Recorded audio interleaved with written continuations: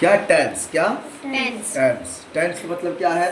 जमाना ज़माना, वक्त, दौर, टाइम और काल। उर्दू हिंदी में क्या कहते हैं? काल। मिसाल के तौर पर आज कितनी तारीख है? 5। ये 5 तारीख है, ये एक वक्त है। क्या है? एक वक्त वक्त है, ज़माना है।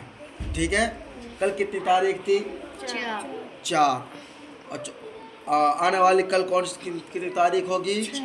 6। अब देखो, एक वक्त था 5 तारीख जो कि आज चल रहा है।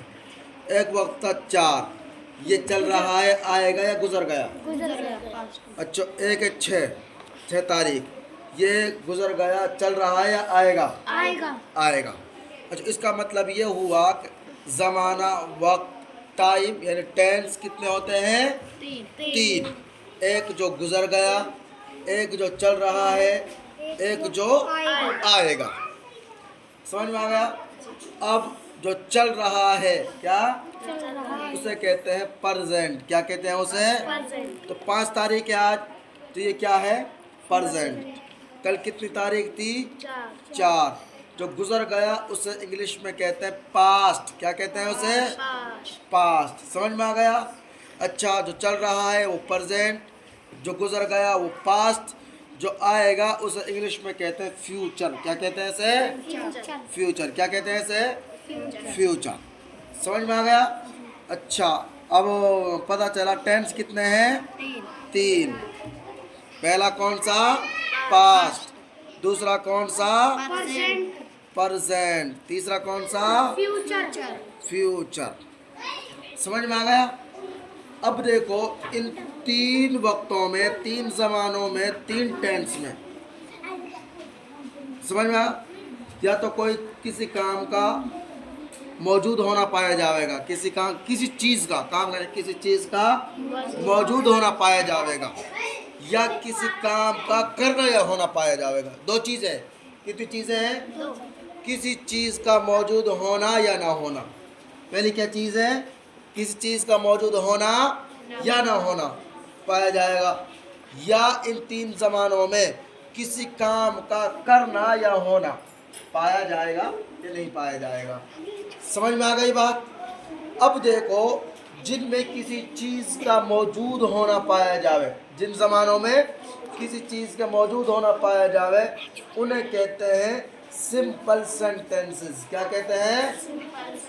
और उनके लिए इस्तेमाल होती है, जैसे मिसाल के तौर पे ये प्रेजेंट है, ये फ्यूचर है, ये पास्ट है। प्रेजेंट के लिए जो इस्तेमाल होती हैं जो वर्ब्स, वो है is, am, are, has, have. समझ में आ गया? और पास्ट के लिए जो इस्तेमाल होती हैं वो है वॉज, वर और हैड। फ्यूचर के लिए इस्तेमाल होती है विल, बी, शैल बी। यानी कि ये वो वर्ब्स हैं जिनके ज़रिए किसी ज़माने में किसी चीज़ का मौजूद होना पाया जावे। क्या? ये चीज़ तुम लोग पढ़ चुके हो। इनकी फिर सेंटेंस की 4 किस्में हैं, 4 प्रकार हैं, 4 टाइप्स हैं। Positive, negative, interrogative positive, interrogative negative. ये तुम पढ़ चुके हो। तो अब हम ये पढ़ेंगे कि इन 3 ज़मानों में किसी काम का करना या होना पाया जावे। क्या करना या होना पाया जावे। समझ में आ गए? सबसे पहले लेंगे हम किसको? प्रेजेंट को। किसको लेंगे? प्रेजेंट को। किसको? प्रेजेंट को। अच्छा, एक और चीज़, इन 3 जमानों में, कौन कौन से में? पास्ट में, प्रेजेंट में, फ्यूचर में काम 4 तरीके से होगा। कितने तरीके से होगा? 4 तरीके से। या तो वो काम बस भाई हो गया आज़ाद। क्या हो गया? हो गया। समझ में ये उसके साथ कोई कैद नहीं है। मिसाल तो खाता है, कैसे खाता है, कैसे नहीं खाता, इसकी कोई कैद नहीं। वो खाता है, पीता है, सोता है। समझ में आ गया? या वो काम जारी होगा, क्या चल रहा होगा। चल मिसाल तौर पर आप बड़गली जा रहे हैं, यहाँ से मैंने आपके लिए कॉल की, भाई मोइन भाई आप कहाँ जा रहे हो? उसने कहा कि मैं बड़गली जा रहा हूँ। काम जारी है चलने का, इसे कहते हैं कंटिन्यू। क्या कहते हैं? जो काम हो गया उसे कहेंगे सिंपल। क्या कहेंगे? भाई आज़ाद है उसे इंडेफिनिट कहेंगे। क्या कहेंगे? और जो काम जारी है उसे क्या कहेंगे? कंटिन्यू। क्या कहेंगे? और थोड़ा सा और बढ़ा दो, कंटिन्यूअस। क्या कहेंगे? अच्छा, कुछ काम ऐसा होगा जो मुकम्मल हो चुका होगा। क्या होगा? उसे कहते हैं परफेक्ट। क्या कहते हैं ना, फला काम परफेक्ट नहीं हो गया, कहते हैं कि नहीं कहते? हाँ। अच्छा, एक कोई काम ऐसा होगा कुछ तो हो चुका होगा, वो परफेक्ट हो गया होगा, कुछ चल रहा होगा। अब भाई कुछ हो गया, परफेक्ट आएगा उसके साथ, तो जो चल रहा होगा उसके साथ क्या आएगा? कंटिन्यूस। कंटिन्यूस यानी परफेक्ट कंटिन्यूस। अब इन तीनों टेंस में यानी कि पास्ट प्रेजेंट फ्यूचर में से हर एक की कितनी कितनी किस्में हैं? चार किस्में, चार प्रकार हैं। कौन कौन से? नंबर 1 सिंपल, जिसे हम इंडेफिनिट कहते हैं। Number 2 continuous. Number 3 perfect. Number 4 perfect continuous. समझ में आ गया? आज हम तुम्हें पढ़ाएंगे प्रेजेंट सिंपल। क्या पढ़ाएंगे? प्रेजेंट सिंपल, जिसे हम प्रेजेंट इंडेफिनिट भी कहते हैं। प्रेजेंट इंडेफिनिट भी। अच्छा, एक और चीज़ बताऊंगा आपके लिए। एक होता है सिंपल, क्या होता है? या एक होता है इंडेफिनिट, एक होता है प्रेजेंट। प्रेजेंट की जो पहचान है वो है। क्या है वो? है। सिंपल की पहचान है ता, ते, ती, ते वगैरह। समझ में आ गया? अब पता चला प्रेजेंट यानी सिंपल और इंडेफिनिट की पहचान ता, ते, ती, और प्रेजेंट की पहचान क्या है। तो अब प्रेजेंट सिंपल यानी प्रेजेंट इंडेफिनिट की पहचान है ता है, ते है, ती है। समझ में आ गया? जब भी मिसाल के तौर पे प्रेजेंट का तर्जुमा करेंगे, प्रेजेंट का तर्जुमा करेंगे, उसके साथ आखिर में है आएगा। अगर इंडेफिनिट आ रहा है उसके साथ, वो प्रेजेंट वो सेंटेंस इंडेफिनिट वाला है या सिंपल वाला है, तो उसके साथ ता, ते, ती आएगा। जिस मिसाल के तो वो खाता है, वो पीता है, वो सोता है। इतनी बात समझ में आ गई? अच्छा देखो, किसी भी ज़माने में किसी भी काम के लिए तो किसी भी काम के लिए करने वाला कोई होना चाहिए। क्या होना चाहिए? करने वाला। जो कोई भी किसी काम को करेगा उसे सब्जेक्ट कहते हैं। क्या कहते हैं? सब्जेक्ट। अब देखो सब्जेक्ट कितने तरह के हो सकते हैं। आई यानी मैं भी कर सकता हूँ किसी को, वी हम भी कर सकते हैं, यू आप भी कर सकते हैं, दे वे लोग बहुत सारे वो भी कर सकते हैं। समझ में आ गया? ही वो एक मर्द भी कर सकता है, शी वो एक औरत भी कर सकती है। समझ में आ गया? मिसाल तुम्हारा क्या नाम है? मोइन, मोइन भी कर सकता है। अच्छा, प्रेजेंट इंडेफिनिट टेंस में ये तो हो गए सब्जेक्ट। क्या हो गए ये? सब्जेक्ट।